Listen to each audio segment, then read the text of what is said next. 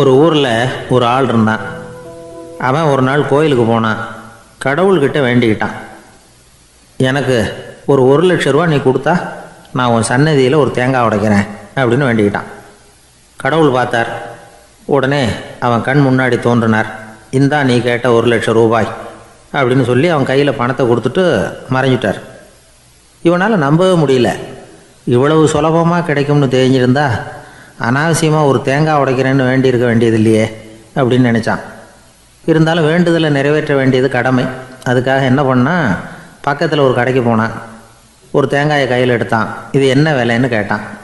5 ரூபான்னார் கடையில் இருந்தவர். அதிகமாக இருக்குதே விலைன்னா. அப்படின்னா ஒன்று செய்யுங்க, அடுத்த ஊருக்கு போங்க, அங்கே தென்னந்தோப்பு அதிகம், அதனால் அங்கே இதை விட குறைஞ்ச விலைக்கு கிடைக்கும் அப்படின்னார். சரின்னு அடுத்த ஊருக்கு கிளம்புனான். அங்கே போய் விசாரித்தான். ஒரு தேங்காய் 3 ரூபாய் விலைன்னாங்க. இதுவும் அதிகமாக தெரியுதேன்னா. அப்படின்னா ஒன்று செய்ய, அதோ அந்த ஆற்று ஓரமாக ஒரு தென்னை மரம் இருக்கு பார், அதில் நீயே ஏறி பறிச்சுக்கோ, ஒரு தேங்காய்க்கு 1 ரூபா கொடுத்தா போதும் அப்படின்னார் அந்த தோப்புக்கு சொந்தக்காரர். இவனுக்கு மரம் ஏற தெரியாது. இருந்தாலும் ஆசை யாரை விட்டுது, விலை சல்லிசாக இருக்குதே. ஆற்று ஓரம் போனால் தட்டு தடுமாறி அந்த மரத்தில் ஏறினா அந்த தென்னை மரம் வளைஞ்சி ஆற்று பக்கம் போய் அப்புறம் நிமிர்ந்து இருந்தது. அதாவது மரத்தின் உச்சி சரியாக ஆற்றுக்கு நடுவில் இருந்தது. ஆற்றுல வெள்ளம் கரை புரண்டு ஓடிக்கிட்டு இருக்கு. இவன் கடவுள் கொடுத்த 1,00,000 ரூபாயை மடியில் வச்சு இறுக்கி கட்டிக்கிட்டான். உச்சிக்கு போய் காய் பறிக்கிற சமயத்தில் காற்றும் மழையும் பலமாக கலந்து அடிக்க ஆரம்பிச்சுட்டுது. கால் வழுக்கி விட்டுட்டுது. இவன் சடார்னு ஒரு தென்னை மட்டையை பிடிச்சிக்கிட்டு தொங்க ஆரம்பிச்சிட்டான். கீழே பயங்கரமான வெள்ளம். மடியில் 1,00,000 ரூபா பணம். என்ன செய்கிறதுன்னு தவிக்கிறான். இந்த சமயம் கரையில் ஒரு யானை பாகன் யானையை குளிப்பாட்டிக்கிட்டு இருக்கிறான். அது அவன் கண்ணில் பட்டது. ஐயா ஒரு உதவின்னு கத்துனான். அவன் என்ன செய்யணும்னு கேட்டான். உன் யானையை மெதுவாக இங்கே அழைச்சிட்டு வா, எனக்கு நேராக கீழே நிறுத்து, என் காலை பிடிச்சி மெதுவாக கீழே இறக்கி விட்டுரு, என் மடியில் இருக்கிற பணத்தில் உனக்கு 10,000 ரூபா தரேன் அப்படின்னா. அவன் பார்த்தான். காலை கையை பிடிச்சா கூட எவனும் இந்த காலத்தில் 10 ரூபாய்க்கு மேலே தரமாட்டேங்கிறான். இவன் காலை பிடிச்சா 10,000 தர்றேங்கிறான் அப்படின்னு யோசனை பண்ணான். உடனே யானையை கொண்டுட்டு போனான். அவனுக்கு நேராக கீழே நிறுத்தினான். அவன் காலை பிடிச்சான். அவ்வளவுதான். அந்த நேரம் பார்த்து யானை மெதுவாக நடந்து அப்பால் போட்டுது. இப்போ யானை பாகன் அவன் காலை கெட்டியாக பிடிச்சிக்கிட்டு தொங்குறான். பரிதாபமாக மேலே பார்க்குறான். அவன் மட்டையை பிடிச்சிக்கிட்டு தொங்குறான். இப்போ யானை பாகன் சொல்கிறான், தம்பி மட்டையை விட்டுறாத, கெட்டியாக பிடிச்சிக்கோ, நான் உனக்கு 10,000 ரூபா தரேன், இதோ மடியில் தான் வச்சுருக்கேன்னா. மேலே தொங்குறவனுக்கு இந்த நிலைமையிலேயும் ஒரு சந்தோஷம், மேற்கொண்டு ஒரு 10,000 ரூபா நமக்கு கிடைக்கும் போல இருக்கே அப்படின்னு. இந்த சமயத்தில் ஒருத்தன் ஒட்டகத்தை ஓட்டிகிட்டு வந்தான் அந்த பக்கமாக குளிப்பாட்டுறதுக்கு. யானை பாகம் பார்த்துட்டான். ஐயா ஒட்டகக்காரரே, அதை இங்கே கொண்டுட்டு வா, எங்கள் காலை பிடிச்சி பத்திரமா இறக்கி விடு, நாங்கள் பணம் கொடுக்குறோம்னா. அவனும் பணத்துக்கு ஆசைப்பட்டு வந்தான். அவன் காலை பிடிக்கிற சமயம் ஒட்டகமும் நழுவி போட்டுது. இப்போ 3 பேருமே வரிசையாக தொங்குறாங்க. ஒட்டகக்காரன் கத்துறான், தம்பி மட்டையை விட்டுறாத, கெட்டியாக பிடிச்சிக்கோ, நான் என் மடியில் இருக்கிற 5,000 உனக்கு தந்துடுறேன்னா. மேலே தொங்குறவனுக்கு இன்னமும் சந்தோஷம், இவனும் பணம் தர்றேங்கிறான். அப்படின்னா இன்றைக்கி நமக்கு மொத்த பண வரவு எவ்வளவு அப்படின்னு ஒவ்வொன்றா கூட்டி பார்க்க ஆரம்பித்தான். மனக்கணக்கு சரியாக வரல. அதனால் அப்படியே விரலை விட்டு எண்ண ஆரம்பித்தான். அவ்வளவுதான். மட்டையை விட்டுட்டு கை நழுவி வந்துட்டுது. 3 பேரும் பொத்துன்னு ஆற்றுல விழுந்தாங்க. படாத பாடுபட்டு தட்டு தடுமாறி கரைக்கு வந்து சேர்ந்தாங்க. 3 பேர் மடியில் இருந்த பணமும் ஆற்றோட போட்டுது. பேராசை பெருநஷ்டம் அப்படின்னு ஒரு பழமொழி இருக்குல்ல, அதை விளக்கறதுக்காக சொல்லப்பட்ட கதை இது. இந்த காலத்தில் ஒருத்தர் ஒரு நீச்சல் குளத்தில் நீச்சல் அடிச்சுக்கிட்டு இருக்கிறார்.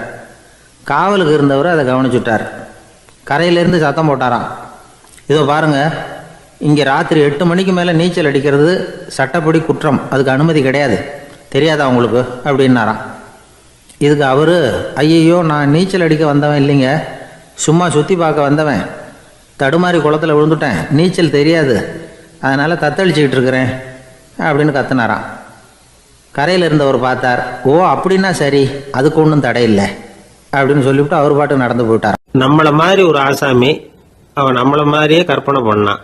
அதாவது நாம தான் இந்த உலகத்தில் ரொம்பவும் கஷ்டப்படுறோம், மற்றவங்க எல்லாம் சந்தோஷமா இருக்கிறாங்க அப்படின்னு அவன் நினச்சிக்கிட்டான். அவன் ஒரு நாள் கடவுளை வேண்டிக்கிட்டானா, சுவாமி இந்த உலகத்தில் எவ்வளவோ பேர் இருக்கிறாங்க, ஒவ்வொருத்தருக்கும் ஒவ்வொரு விதமான கஷ்டம் இருக்கலாம், ஒத்துக்கிறேன், இருந்தாலும் எனக்கு அது கொஞ்சம் அதிகமாக இருக்கிறது மாதிரி தெரியுது, அதனால் நீங்கள் எனக்காக ஒரு சின்ன உதவி செஞ்சால் போதும், அது வேற ஒன்றும் இல்லை, என்கிட்ட இருக்கிற துயரங்களை இன்னொருத்தர் யாருக்கிட்டையாவது கொடுத்துருங்க, அவர்கிட்ட இருக்கிற துயரங்களை என்கிட்ட மாத்தி கொடுத்துருங்க. ஒரு மியூச்சுவல் டிரான்ஸ்ஃபர், அவ்வளவுதான். அப்படி பண்ணிவிட்டா போதும் அப்படின்னு வேண்டிக்கிட்டானான். அன்னைக்கு ராத்திரியே அவன் ஒரு கனவு கண்டிருக்கான். வானத்திலிருந்து ஒரு குரல் கேட்டிருக்கு. அது என்ன சொல்லிச்சு தெரியுமா? ஏ ஜனங்களே, எல்லாரும் அவங்கவங்க கஷ்டங்களை ஒரு பையில போட்டு எடுத்துக்குங்க. அப்படி எடுத்துக்கிட்டு நேரா இந்த ஊர் எல்லையில இருக்கிற கோயிலுக்கு வந்து சேருங்க அப்படின்னு அந்த குரல். ஆஹா, கடவுள் நம்ம பிரார்த்தனைக்கு செவி சாய்ச்சுட்டார் அப்படின்னு சந்தோஷப்பட்டான் இவன். உடனே என்ன பண்ணா, தன்கிட்ட இருந்த கஷ்டத்தையெல்லாம் ஒரு சாக்கு பையில போட்டு எடுத்துக்கிட்டான். வீட்டை விட்டு வெளியில வந்தான். தெருவில் இறங்கி நடக்கிறான். அங்க பார்த்தா ஏகப்பட்ட பேர் ஆளுக்கு ஒரு பைய தூக்கிக்கிட்டு கோயிலுக்கு போயிட்டு இருக்கிறாங்க. சில பேர் மூட்டையா கட்டி தலையில சுமந்துக்கிட்டு போயிட்டு இருக்கிறாங்க. இவன் பார்த்தான். இவனுக்கு ரொம்ப ஆச்சரியமா இருந்தது. ஏன்னா எல்லாரும் வச்சிருக்கிற பை இவன் பைய விட பெருசா இருந்தது. இவன் பை தான் இருக்கிறதுலே கொஞ்சம் சின்னதா தெரிஞ்சது. இப்ப அவன் மறுபடியும் சாமியை வேண்டிக்கிட்டான். கடவுளே, இப்ப உள்ள சூழ்நிலையை கவனிச்சா என்கிட்ட இருக்கிற பைய பரவாயில்லன்னு தோணுது. அதனால வேற பை எதையும் மாத்த வேணாம், இதுவே பரவாயில்ல, இந்த பையோட திரும்பி வீட்டுக்கு போனா போதும்னு நினைக்கிறேன் அப்படின்னு ஏதோ நினைக்க ஆரம்பிச்சுட்டான் அவன். எல்லாரும் கோயிலுக்கு போய் சேர்ந்தாங்க. கோயில்ல அந்த குரல் மறுபடியும் கேட்டுது. எல்லாரும் அவங்கவுங்க பைகளை சோகத்துல தொங்க விடுங்க. திடீர்னு விளக்குகள் அணையும், மணி அடிக்கப்படும், அதுதான் அடையாளம்.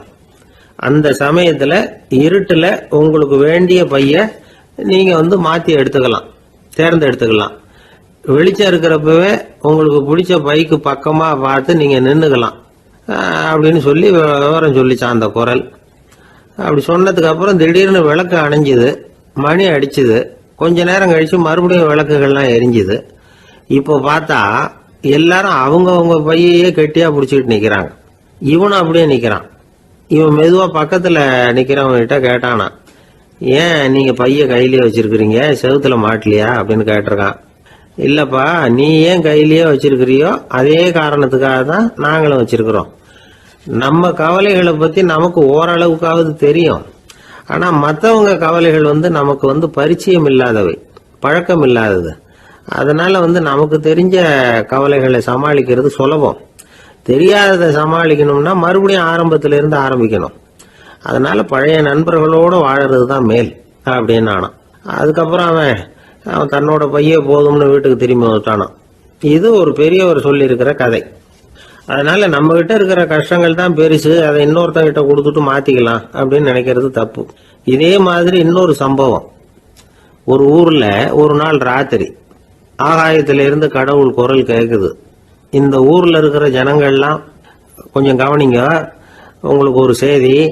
அதாவது இங்க இருக்கிற ஜனங்கள்லயே கொஞ்சம் கூட கவலையே இல்லாத ஆள் யாருன்னு எனக்கு தெரியணும். அதனால எல்லாரும் அவங்க கவலைகளை ஒரு பையில போட்டு எடுத்துக்கிட்டு கோயிலுக்கு வாங்க அப்படின்னாரு கடவுள். உடனே வரிசையா எல்லாரும் வர ஆரம்பிச்சாங்க. எல்லார் கையிலையும் பை இருந்தது, சின்னதும் பெருசுமா. கவலையே இல்லாத ஆள் யாருன்னு தேடினார் கடவுள். ஒரே ஒரு ஆள் மட்டும் கையில எதுவும் இல்லாம வெறும் கையை வீசிக்கிட்டு ரொம்ப ஜாலியா நடந்து வந்துகிட்டு இருந்தான். கடவுள் அவங்ககிட்ட போனார். ஏப்பா, உனக்கு கவலையே இல்லையா அப்படின்னு கேட்டார். எனக்கும் சில கவலைகள்லாம் உண்டு அப்படின்னு அவன். எங்க அதெல்லாம்னு கேட்டிருக்காரு கடவுள். பின்னாடி லாரியில வந்துகிட்டு இருக்கு அப்படின்னு அவன். ஒரு காட்டுல ஒரு நரி இருந்தது. ஒரு நாள் காலை நேரம் அது தன்னுடைய இருப்பிடத்திலிருந்து வெளியில வந்தது. கொஞ்ச தூரம் நடந்து வந்தது. அப்பதான் அது தன்னோட நிழலை கவனிச்சு பார்த்தது. பார்த்தா அது ரொம்ப நீளமா பெருசா இருக்குது. காலை நேரத்துல நிழல் அப்படித்தானே இருக்கும். ஆனா அந்த நரிக்கு அந்த விஷயம் தெரியல. தன்னுடைய நீண்ட பெரிய நிழலை பார்த்து ஆச்சரியப்பட்டது. ஆஹா, நாம இவ்வளவு பெருசாவா இருக்கிறோம் அப்படின்னா என்னுடைய காலை சாப்பாட்டுக்கு ஒரு யானை இல்லைன்னா ஒரு ஒட்டகம் கிடைச்சாதான் சரியா இருக்கும் போல இருக்கு அப்படின்னு முடிவு பண்ணிக்கிட்டது. உடனே ஒரு யானை அல்லது ஒட்டகத்தை தேடி அலைஞ்சது, எங்க கிடைக்கும்னு. கிடைக்கவே இல்லை. மத்தியானம் 12 மணி ஆயிட்டுது. பசியோடு அலையுது. இப்ப தன்னோட நிழலை பார்த்தது. அது மத்தியான நிழல் எப்படி இருக்கும், அது ரொம்பவும் குறுகி போய் தெரிஞ்சது. உடனே அந்த நரி என்ன நினைச்சுக்கிட்டு தான் தெரியுமா, காலை ஆகாரம் சாப்பிடாததுனால நம்ம உடம்பு இப்படி அழிச்சு போட்டுதே அப்படின்னு நினைச்சுக்கிட்டு தான். கொஞ்ச நேரம் கழிச்சு மறுபடியும் தன்னுடைய நிழலை பார்க்குது. அது இன்னமும் குறுகி போய் காலடியிலேயே வந்துட்டுது. அதுக்கு பயமா போயிடுது.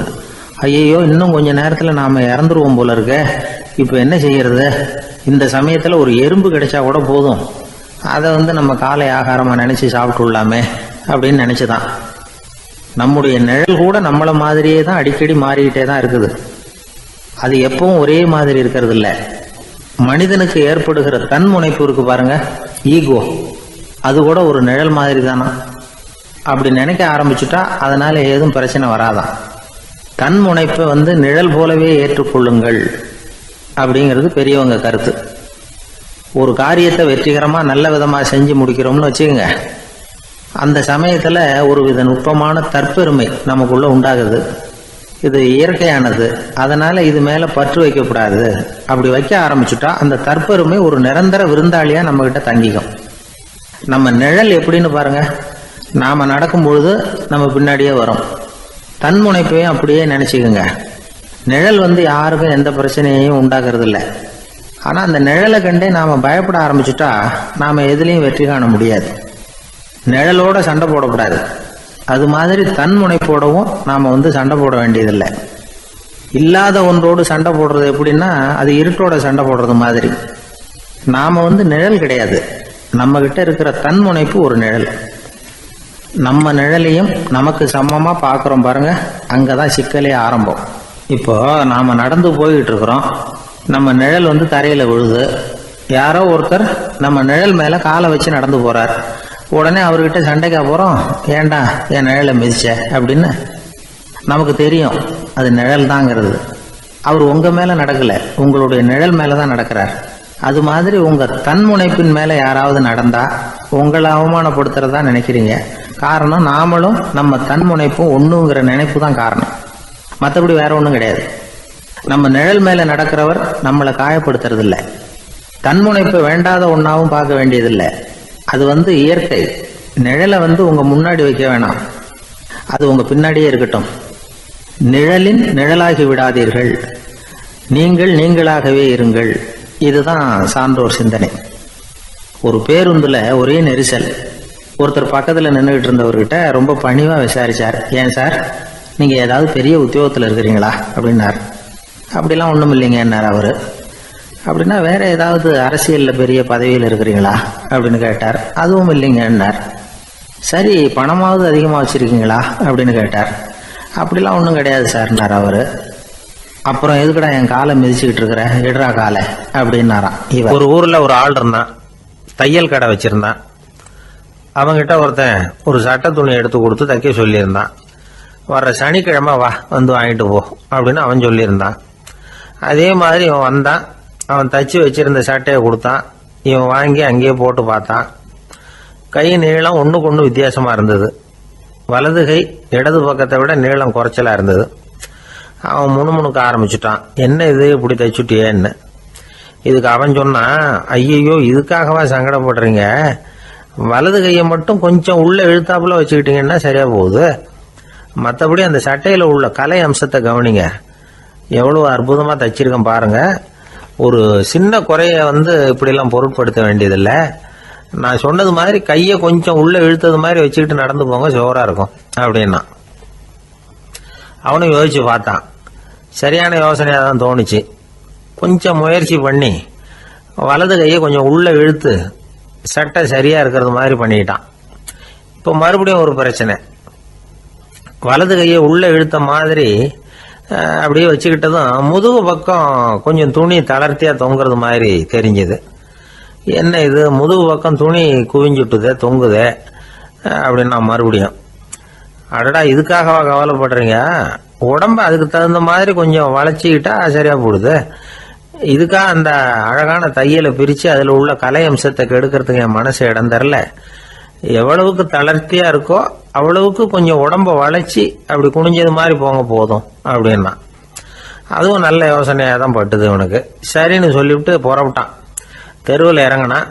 கையை கொஞ்சம் உள்ளே இழுத்தான், உடம்ப கொஞ்சம் முன்னால் வளைச்சான், சட்டைக்கு தகுந்த மாதிரி உடம்ப பண்ணிக்கிட்டான். மெதுவாக நடந்து போகிறான். இப்போ எதிரில் இன்னொருத்தன் வரான். இவனை பார்க்குறான். இவன் போட்டிருக்கிற சட்டையை பார்க்குறான். ஆஹா அற்புதம்ங்கிறான். சும்மா சொல்லக்கூடாது, ரொம்ப நல்லா இருக்குது நிச்சயமா.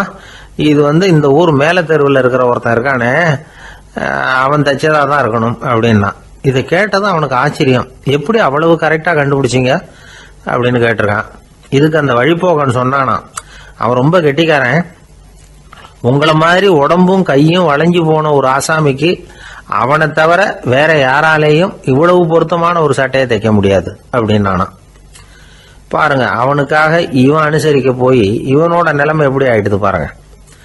இதே மாதிரி தான் சில சடங்குகளும் சம்பிரதாயங்களும் நம்மளை கோமாளி ஆக்கி விட்டுரும். எதுவாக இருந்தாலும் அதில் அறிவுபூர்வமான அணுகுமுறை அவசியம். ஒரு நர்ஸ் அவசரமாக ஓடி டாக்டர் கிட்ட சொல்லிச்சான், டாக்டர் ஒரு தப்பு நடந்து போச்சு, 10ஆம் நம்பர் பெட்டில் இருக்கிற பேஷண்ட்டுக்கு காலில் ஆப்ரேஷன் பண்ணுறதுக்கு பதிலாக கையில் ஆப்ரேஷன் பண்ணி விட்டீங்க. கை ஆப்ரேஷன் பண்ணிக்க வேண்டிய ஆள் 7ஆம் நம்பர் பெட்டில் இருக்கார் அப்படின்னு தான். அதுக்கு ஒரு பதட்டப்படாமல் சொன்னாராம், பரவாயில்ல, இவரை தூக்கி 7ஆம் நம்பர் பெட்டில் போட்டுரு அப்படின்னார். தான் மட்டும் வாழ்ந்தா போதும் அப்படின்னு நினைக்கிறவங்களும் உண்டு. தானும் வாழணும், அடுத்தவங்களும் வாழணும் அப்படின்னு நினைக்கிறவங்களும் உண்டு. முதல்ல சொன்ன வகையை சேர்ந்த மனிதர்கள் எப்படி தெரியுமா? எப்படியாவது தான் மட்டும் வாழ்ந்தால் போதுங்கிற நினைப்பு தான் எப்பவும் அவங்களுக்கு இருக்கும். தங்களுடைய வளர்ச்சிக்கு எது தடையா இருந்தாலும் சரி, யார் தடையா இருந்தாலும் சரி, அதை அழிச்சுட்டு தான் மறுவேலை பார்ப்பாங்க. அவங்கெல்லாம் பாவ காரியங்களுக்கு தயங்குறதே இல்லை.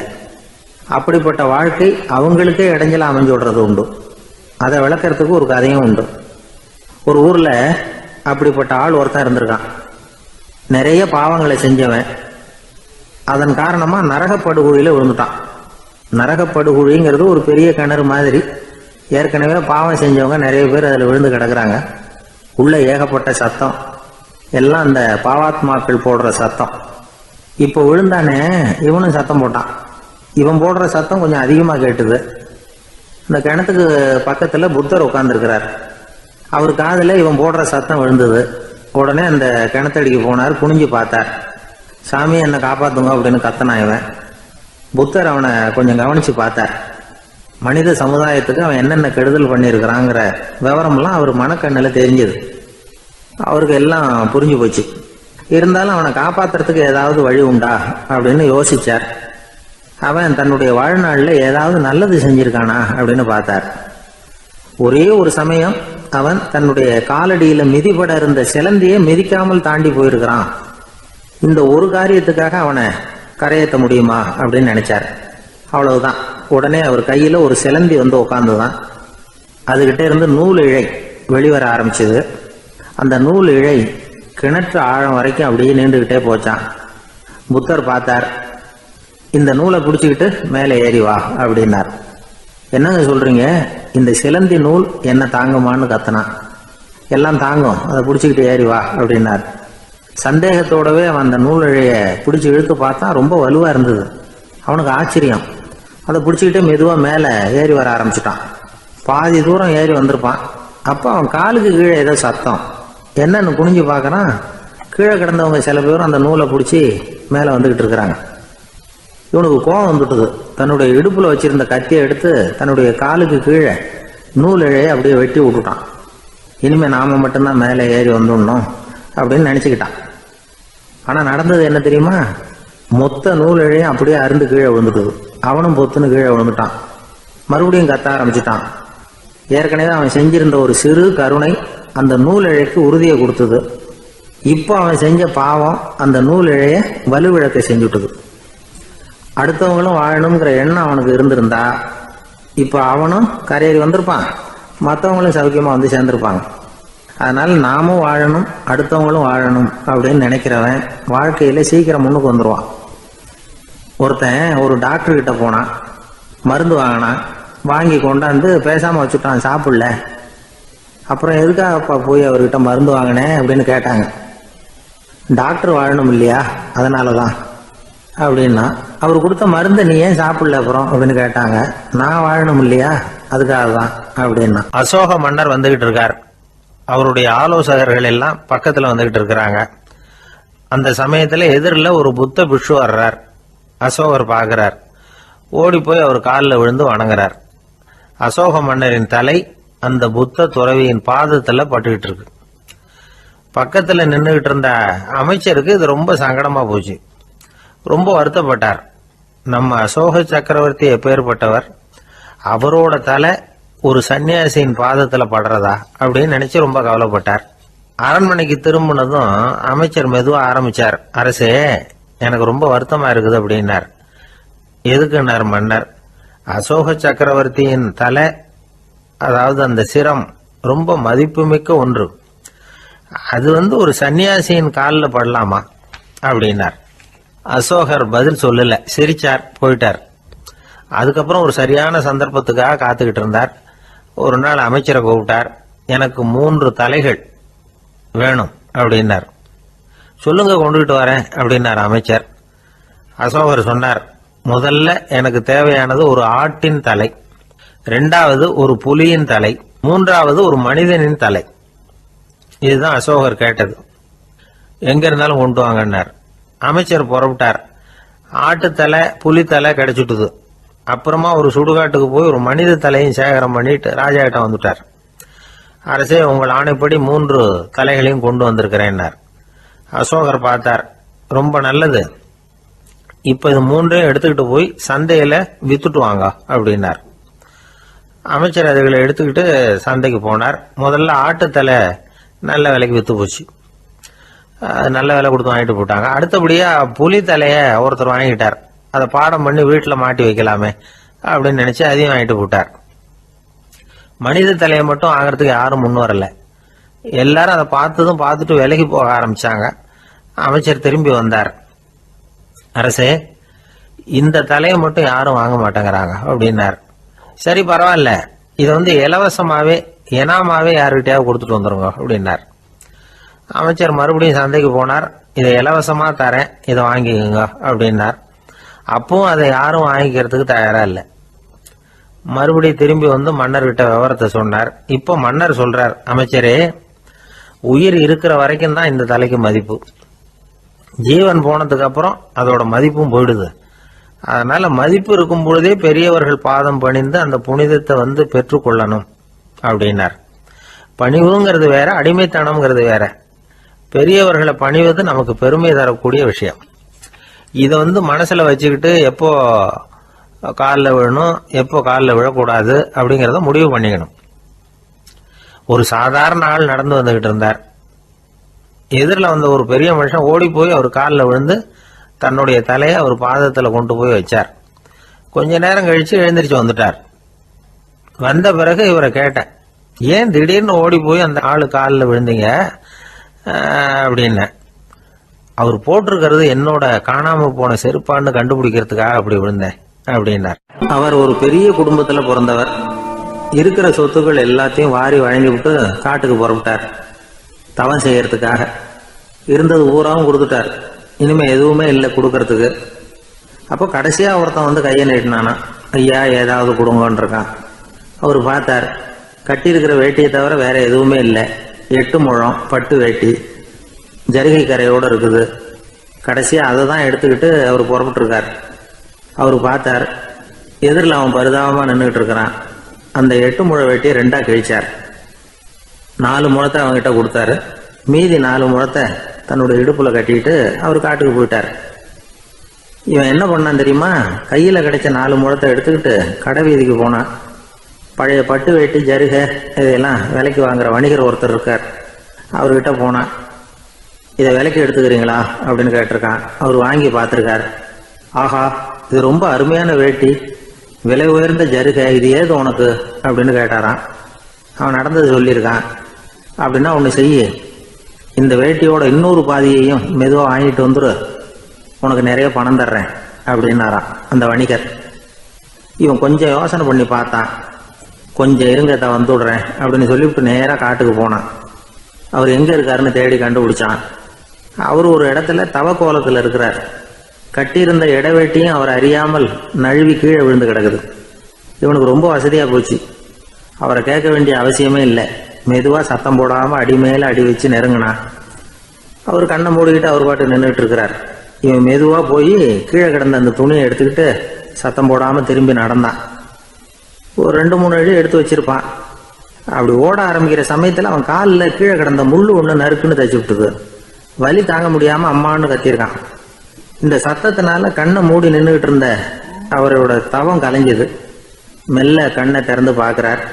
தன் இடையில இருந்த வேட்டி அவன் கையில் இருக்கு. இப்போ அவர் நினைக்கிறார், என்ன நினைக்கிறாருன்னா, இந்த வேட்டி மீது நான் வைத்த ஆசையல்லவா அவனை திருடனாக ஆக்கிவிட்டது அப்படின்னு நினைச்சாராம். இந்த வேட்டி மேல நாம வச்ச ஆசை அவனை திருடும்படி ஆக்கிவிட்டதே அப்படின்னு நினைச்சாராம். இது எப்பேற்பட்ட மனநிலை அப்படிங்கிறத கொஞ்சம் யோசனை பண்ணி பாருங்க. தான் ஒரு பொருள் மேல வச்ச பற்று இன்னொரு மனிதன் திருடனாக ஆகிறதுக்கு காரணம் ஆயிட்டுதேன்னு நினைக்கிறார்.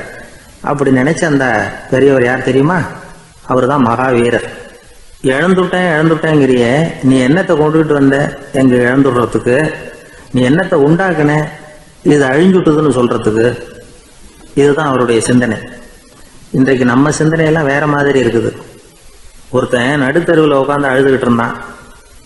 அந்த வழியா வந்தவர் ஒருத்தர், ஏன்பா அழறேன்னு கேட்டாராம். 5 ரூபா சார், இந்த இடத்துல விழுந்துட்டுது, ரொம்ப நேரமா தேடுறேன், கிடைக்காது போல இருக்கு அப்படின்னு சொல்லிவிட்டு அழறான். எப்போ தொலைஞ்சதுன்னு கேட்டாராம் அவரு. அது எனக்கு தெரியாது சார், பணத்தை தொலைச்சவன் தேடி பார்த்துட்டு போயிட்டான், நான் அவனுக்கு பின்னாடி தேட வந்தவன் அப்படின்னு நானா. இவன் ஒரு ஊர்ல ஒரு பெரியவர் இருந்தார். அவர் ஒரு குரு. அவர் தொடர்ந்து தியான கூட்டங்கள் நடத்துவார். அந்த கூட்டத்தில் கலந்துக்கிறதுக்காக பல ஊர்கள்லேருந்து சீடர்கள் நிறைய பேர் வருவாங்க போவாங்க. ஒரு நாள் அங்கே கூட்டம் நடந்துக்கிட்டு இருக்குது. அந்த சமயத்தில் சீடர்களில் ஒருத்தன் என்னத்தையே திருடி விட்டான். மற்ற சீடர்கள் அதை கவனிச்சுட்டாங்க. இவன் ஆப்பிட்டுக்கிட்டான். கூட்டம் முடிஞ்ச பிற்பாடு இவன் திருடின விஷயத்தை அந்த பெரியவர்கிட்ட போய் சொன்னாங்களாம். அவர் கவனத்துக்கு கொண்டுகிட்டு போனாங்க. ஆனால் அவர் இதை காதிலே போட்டுக்கல, கண்டுக்கவே இல்லை. போய் சொன்ன சீடர்களுக்கெல்லாம் ஏமாத்தமாக போயிட்டுது. என்ன இது, இவ்வளவு தூரம் நாம் கண்டுபிடிச்சி போய் சொல்கிறோம், அவர் கண்டுக்கவே மாட்டேங்கிறாரே அப்படின்னு ஒரு மாதிரி ஆயிட்டாங்க. இருந்தாலும் அதை பற்றி ஒன்றுமே சொல்லிக்கல, பேசாமல் இருந்துட்டாங்க. கொஞ்ச நாள் ஆச்சு. அதே ஆள் மறுபடியும் ஒரு திருட்டில் மாட்டிக்கிட்டான். சீடர்கள் மறுபடியும் அந்த குருக்கிட்ட விஷயத்தை சொன்னாங்க. அவர் அப்பவும் வழக்கம் போல் சும்மாவே இருந்துட்டார். இவர் இப்படி இருக்கிறத பார்த்ததும் அந்த சீடர்களுக்கு கோபம் வந்துட்டுது. உடனே அந்த சீடர்கள்லாம் ஒன்று கூடி பேசினாங்களாம். எல்லாருமா சேர்ந்து ஒரு விண்ணப்பம் தயார் பண்ணாங்க. அதை குருநாதர்கிட்ட கொண்டுட்டு போய் கொடுத்தாங்க. அந்த விண்ணப்பத்தில் இவங்க என்ன எழுதியிருக்கிறாங்க தெரியுமா?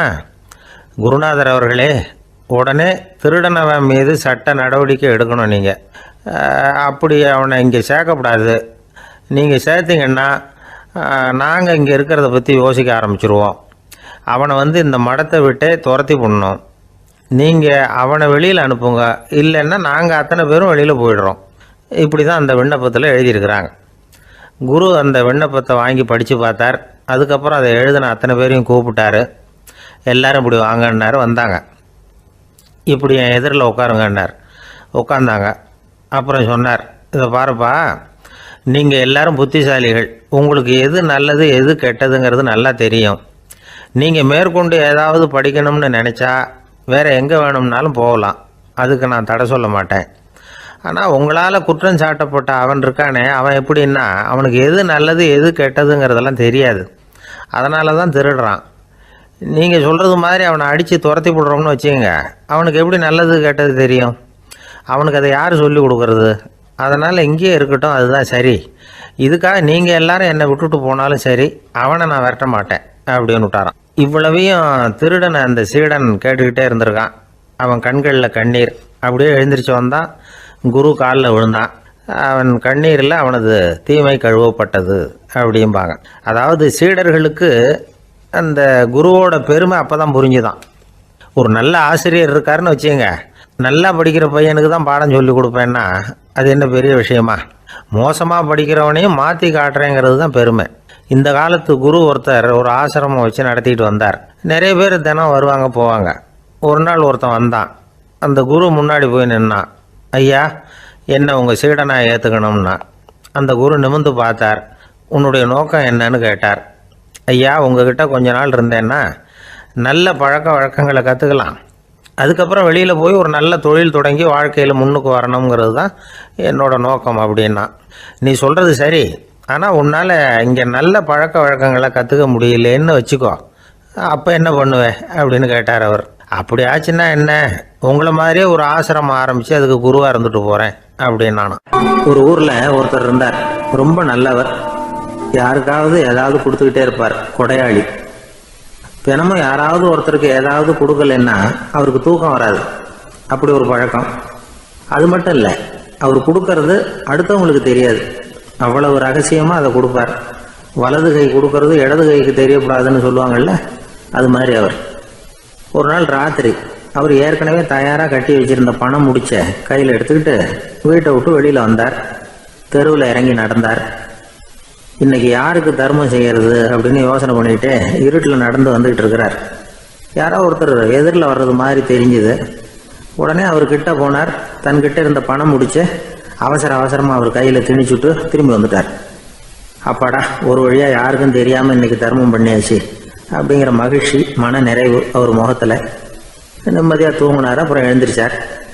மறுநாள் காலையில் ஊர் பூரா ஒரே பேச்சு.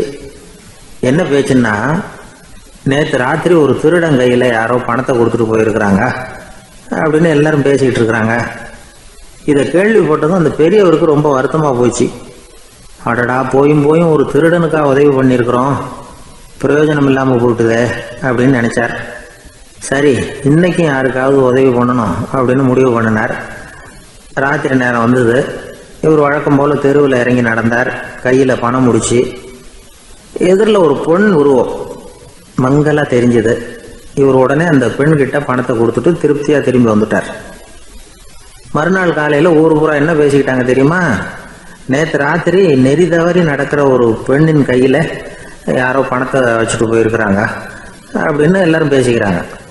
அடடா, இன்னைக்கும் தவறுதலாக நடந்து போச்சு அப்படின்னு ஒரு வருத்தப்பட்டார். இருக்கட்டும், இன்னைக்கும் ஏதாவது தர்மம் பண்ணுவோம் அப்படின்னு நினச்சிக்கிட்டாரு. 3வது நாள் ராத்திரியும் புறப்பட்டார். இப்பவும் எதிரில் ஒருத்தர் வந்தார். இவர் பணத்தை கொடுத்தார், திரும்பி வந்துட்டார். மறுநாள் மக்கள் என்ன பேசிக்கிட்டாங்கன்னா, நேற்று ராத்திரி ஒரு செல்வந்தர் கையில் யாரோ பணத்தை கொடுத்துட்டு போயிருக்கிறாங்க அப்படின்னு பேசிக்கிட்டாங்களாம். அவருக்கு ரொம்ப வருத்தமாக போட்டுது.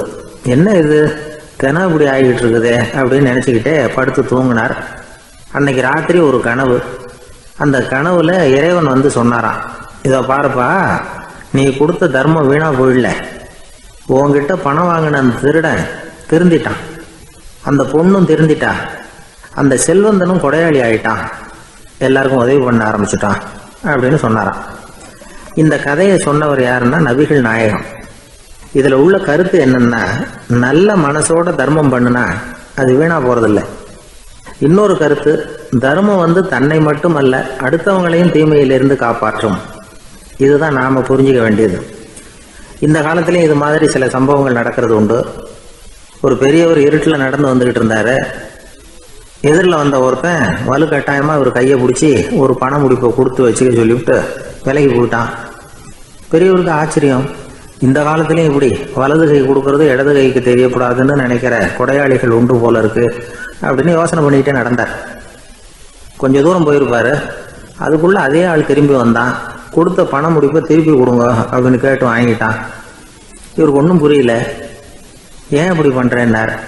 அது ஒன்றும் இல்லைங்க, கொஞ்ச நேரம் இதை உங்ககிட்ட கொடுத்து வச்சிருந்தேன், அவ்வளவுதான் அப்படின்னா. ஏன்னு கேட்டார். என்னை பின்னாடி போலீஸ் தேடிக்கிட்டு வந்துக்கிட்டு இருக்குது, அதுதான் அப்படி பண்ணேன். இப்போ போயிட்டுது, இனிமேல் ஒன்றும் பயமில்லை அப்படின்னு சொல்லிவிட்டு அவன் பாட்டுக்கு நடந்து போகிறான். ஒரு சன்னியாசி அவர் ஒரு நாள் ஒரு கனவு கண்டாராம். அந்த கனவில் அவர் சொர்க்கத்துக்கு போகிறார். அங்கே ஒரு பெரிய திருவிழா நடந்துக்கிட்டு இருக்குது. எங்கே பார்த்தாலும் அலங்கார வளைவுகள், வண்ணமயமான விளக்குகள், பாதைகள் பூரா மலர்கள், எல்லா கட்டடங்களும் ஒளிமயம். அவ்வளவு கோலாகலமாக பிரம்மாண்டமாக அந்த திருவிழா நடந்துக்கிட்டு இருக்குது. அது என்ன திருவிழாங்கிறது இந்த சன்னியாசிக்கு புரியல. அங்கே எதிரில் வந்துக்கிட்டு இருந்த ஒருத்தரை நிறுத்தி, என்ன விசேஷம் இங்கே அப்படின்னு விசாரிச்சாராம். உனக்கு தெரியாத விஷயம், இன்னைக்கு இறைவனுக்கு பிறந்த நாள், அதை தான் எல்லாரும் சேர்ந்து கொண்டாடுறோம். இதுக்காக பிரம்மாண்டமான ஊர்வலம் ஒன்று வரப்போகுது, இறைவனே அந்த ஊர்வலத்தில் கலந்துக்கிறார் அப்படின்னார் அவர். உடனே அந்த சன்னியாசி ஒரு மரத்து நிழலில் ஒதுங்கி நின்றுக்கிட்டார். ஊர்வலம் வந்துக்கிட்டு இருக்குது. முதல்ல ஒரு குதிரை வந்துக்கிட்டு இருக்கு. அது மேலே ஒருத்தர் உட்காந்துருக்கிறார். அவருக்கு பின்னாடி நிறைய பேர் கூட்டமாக வந்துக்கிட்டு இருக்கிறாங்க. இவ்வளவு கூட்டம் இவர் பின்னாடி வருதே, யார் இவர் அப்படின்னு கேட்டார். ஒரு மதத்தின் பெயரை சொல்லி, இவர் வந்து அந்த மதத்தின் தலைவர், அவரை பின்பற்றுகிற மக்கள் கூட்டம் பின்னாடி வந்துக்கிட்டு இருக்குது அப்படின்னு விவரம் சொல்லியிருக்கிறாங்க. இவங்களுக்கு அடுத்தபடியாக இன்னொரு குதிரையில் ஒருத்தர் வந்துக்கிட்டு இருக்கிறார். அவருக்கு பின்னாடி ஏகப்பட்ட கூட்டம். இவர் யாருங்க அப்படின்னு கேட்டிருக்கார் சன்னியாசி. அங்கே இருக்கிறவங்க விவரம் சொல்லியிருக்கிறாங்க. இன்னொரு மதத்தின் பெயரை சொல்லி, இவர் அந்த மதத்தினுடைய தலைவர், அவர் வழியை பின்பற்றுகிறவர்கள் அவர் பின்னாடி கூட்டமாக வந்துக்கிட்டு இருக்கிறாங்க அப்படின்ட்டு இருக்காங்க. இப்படி ஒவ்வொருத்தராக குதிரை மேலே வந்துக்கிட்டே இருக்கிறாங்க. அவங்கள பின்பற்றியும் ஒவ்வொரு கூட்டம் வந்துக்கிட்டே இருக்குது. அந்த பெரிய ஊர்வலம் அது பாட்டுக்கு போய்கிட்டு இருக்குது. கடைசியாக அது முடிஞ்சது ரொம்ப நேரம் கழித்து. அதுக்கப்புறம் கொஞ்சம் நேரம் கழித்து ஒரு வயசான ஆள் குதிரை மேலே வந்துக்கிட்டு இருக்கிறார். ஆனால் அவருக்கு பின்னாடி யாருமே இல்லை. அவர் பரிதாபமாக தனியாக வந்துக்கிட்டு இருக்கிறார். அவர் அந்த ஊர்வலத்தை சேர்ந்தவரா இல்லையாங்கிறதே தெரியல. இவர் யார், இவர் ஏன் இப்படி தனியாக வந்துக்கிட்டு இருக்கிறார் அப்படின்னு கேட்டிருக்கார் அந்த சன்னியாசி. என்னது இப்படி கேட்குறீங்க? இவர் தான் கடவுள். இவருக்காக தான் இன்றைக்கி இந்த ஊர்வலமே நடக்குது. இவருக்கு தான் இன்றைக்கி பிறந்த நாள். முன்னாடி போகிற ஊர்வலம் பூரா இவருடைய பிறந்த நாளை கொண்டாடுறதுக்காக தான் அப்படின்ட்டுருக்காங்க. இதை கேட்டதும் அந்த சன்னியாசிக்கு திடுக்குன்னு தூக்கி போட்டிருக்கு. இது வரைக்கும் கனவு கண்டுகிட்டு இருந்தவர் முடிச்சுக்கிட்டார். அதுக்கப்புறம் தான் யோசித்து பார்த்துருக்கார். உண்மைதான், மக்கள் எல்லாரும் வந்து பக்தி மார்க்கத்தில் போகிறதா நினச்சிக்கிட்டு பாதம் மாறி போய்கிட்டு இருக்கிறாங்க. கடவுளை பின்பற்றுவதாக நினைக்கிறாங்க பக்தர்கள். ஆனால் கடவுளுக்கு பின்னாடி யாருமே இல்லை. இன்னமும் இயல்பாக இதை பற்றி யோசித்து பார்த்தா உண்மைக்கு பின்னாடி தான் நான் போய்கிட்டு இருக்கேன் அப்படின்னு நிறைய பேர் சொல்கிறாங்க. ஆனால் அந்த உண்மை வந்து அனாதையாக போய்கிட்டு இருக்குது. அப்படி ஆயிட்டுது உலகம். இந்த காலத்துலேயும் ஒரு ஊர்வலம், ஒரு பெரிய மனுஷருக்கு பிறந்த நாள் விழா. அவர் குதிரை மேலே ஏறி முன்னாடி போயிட்டுருக்கிறார். அவருக்கு பின்னாடி ஒரு 100 பேர் தொண்டர்கள் அவங்க பாட்டுக்கு போகிறாங்க. எல்லாம் பணம் கொடுத்து ஏற்பாடு பண்ணவங்க. எல்லாம் பணம் வாங்கிட்டு முன்னாடி போயிட்டுருக்குறாங்க. கொஞ்சம் தூரம் நடந்ததும் கால் வலிக்க ஆரம்பிச்சுட்டுது. ஒவ்வொருத்தராக அப்படியே ஒதுங்க ஆரம்பிச்சிட்டாங்க. அதான் முன்னாடியே பணம் கிடச்சிட்டுதே, இனிமேல் ஒதுங்கினா என்னன்னு ஒதுங்கிட்டாங்க. ஒரு கட்டத்தில் குதிரையில் போகிறவர் தற்செயலாக திரும்பி பார்க்குறாரு. பின்னாடி யாருமே இல்லை.